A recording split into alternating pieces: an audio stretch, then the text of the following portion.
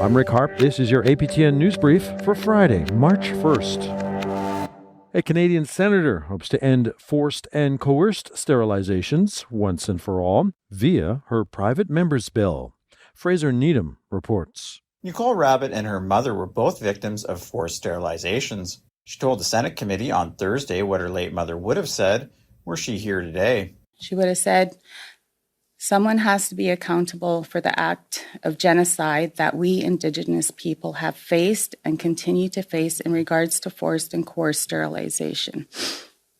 We Indigenous people have always been poorly treated, and we would like it to stop. Senator Yvonne Boyer says she hopes her private member's bill S-250 does just that by making doctors who continue to perform coerced sterilizations liable for conviction under the criminal code.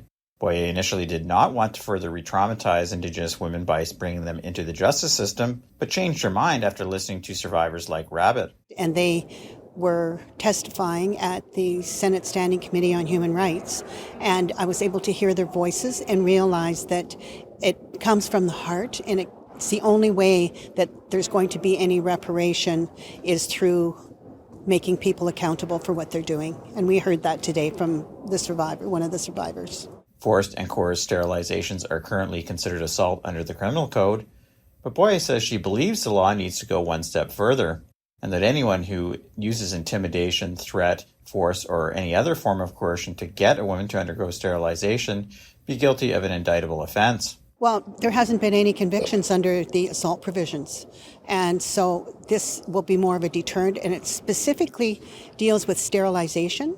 So sterilization is the focus of this bill, not general assault or aggravated assault or anything like that. It's just sterilization that will act as a deterrent. The bill has passed 2 readings in the Senate, and Boyer says she's confident it will get government support in Parliament and could become law by June. Fraser Needham, APTN National News, Ottawa. A proposed class action lawsuit could significantly impact the children of residential school survivors. Saskatchewan lawyer Tony Merchant filed a statement of claim in federal court this week. He did so on behalf of Matthew Brandon of Wewe-Sikapo Ojibwe Nation in Manitoba. A claim which cites how courts, Indigenous leaders, and media regularly refer to the intergenerational legacy of residential schools. Institutions, Merchant alleges, made parenting and violence synonymous among survivors, resulting in ongoing trauma for their offspring. The claim has yet to be authorized by a judge. To Iqaluit Nunavut, where the Northwest Company hoped the city could forgive over $50,000 in water bills due to pipe leakages.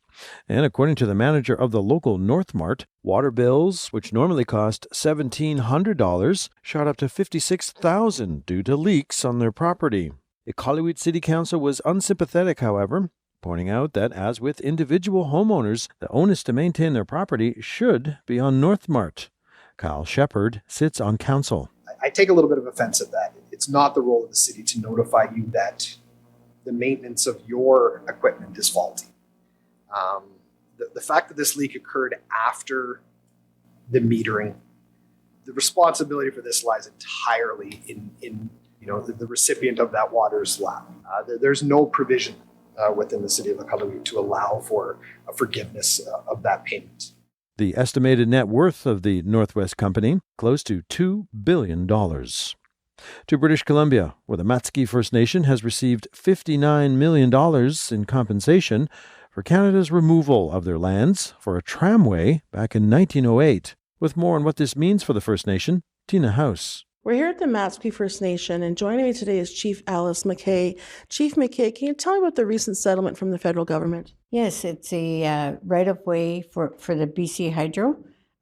They transformed over 2 of our reserve, and that was about 4 acres. Now we can use the land, and they're going to provide a crossing for us, which is very helpful. It's good to have the land back, and we will find good use for it, of course. We're going to have a meeting. We were waiting till the settlement came through, and then we have a governing body here. So we are having a strategic meeting in April, and we will talk about what we're going to do with the money.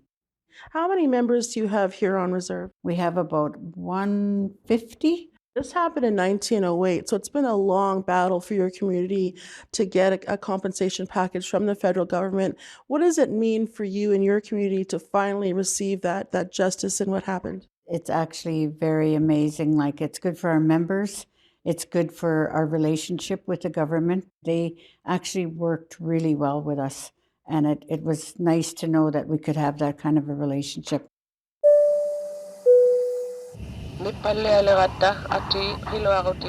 APTN presents a captivating journey into the heart of the North with our latest podcast, The Place That Thaws. Some areas that used to be safe are no longer safe. Hosted by me, Danielle Parody. Join us as we uncover the intricacies of life on a changing coast. Subscribe and listen to The Place That Thaws. And finally, a new Mi'kmaq peacekeeping program is now in place across 7 communities. And as Angel Moore reports, its creators aspire to move beyond conventional policing methods. Important issue for us too is making sure that our people and our children know that they could turn to us for anything. That's T.C. Ward. He's patrolling his community of Metapanagiog. He's doing it in his new position as a peacekeeper, a Mi'kmaq-led alternative to enforcement-based policing. That could vary from not just like a police matter. It could be somebody lost or, somebody who needs somebody to talk to. I'm glad to be that shoulder. That's who I am. Ward is one of 14 people who graduated from a 7-week training program held at New Brunswick Community College in Miramichi. Mi'kma'well Dabludahan, a Mi'kmaq advocacy group, developed the Peacekeepers program. It's guided by Mi'kmaq laws in de-escalation and conflict management. 2 peacekeepers serve each of the 7 Mi'kmaq communities in the province. Hopefully I get called before 911. And I can de-escalate the situation. And in terms of crime, in the sense of whenever the RCMP are needed, hopefully I'll be there before them. Wanda Ward took part in the community engagement sessions when the program rolled out last December. This program is awesome for the community. And like I said, we don't have to redevelop our customs and send somebody to sensitivity training about Mi'kmaq issues and cultural issues. We have them already because of those 2 individuals come from the Indigenous community. Bill Ward is chief of the Metapanagiog Mi'kmaq Nation. He says people have lost trust in police, especially after the shooting deaths of Rodney Levi and Chantel Moore in June 2020. It was a lot of learning, it was a lot of healing, it was a lot of pain, especially for the family, and distrust of the RCMP.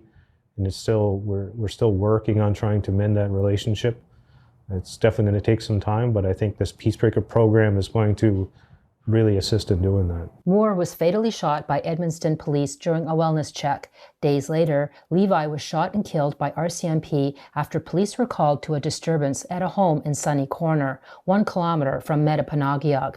Rodney's sister, Rhoda Levi, praises the peacekeeping program. And I think this peacekeeper course is going to really change how we interact with the law, because that justice system now is not meant for us. Wasn't meant for us and was not made for us. She hopes it will prevent further tragedy. I really, really do believe this is going to really improve the safety of our people. That way it doesn't, what happened to my brother Rodney doesn't happen to anybody else. In the meantime, T.C. Ward patrols his community that is still impacted by the shooting death of Rodney Levi. I can tell you with my heart and behind it, everything behind it, that we're going to do our best to prevent something like that happening again. There are plans in place to continue training new recruits who may be ready to patrol in the spring. However, the program still requires sustainable funding. Angel Moore, APTN National News, Metapanagiog, Mi'kmaq Nation. And that's your APTN News Brief for Friday, March 1st. I'm Rick Harp.